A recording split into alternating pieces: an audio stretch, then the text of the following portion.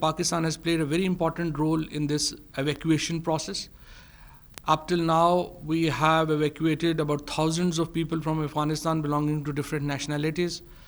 3,400 plus people have been evacuated through airplanes, and about 19,000 people have come on the borders. So Pakistan is one of the primary stakeholder in this whole process, and we are trying to create this environment where the people who were strangled in Kabul can be evacuated. PIA itself has evacuated about more than 1,500 people. At the moment, we are also trying to open our borders for foreign nationals. Right now, Pakistan has opened its air borders and land borders for everyone who is in Kabul and is not an Afghan. As far as Afghans are concerned, there's a policy by the present authorities of Afghanistan who have blocked the Afghanis that they cannot, get out of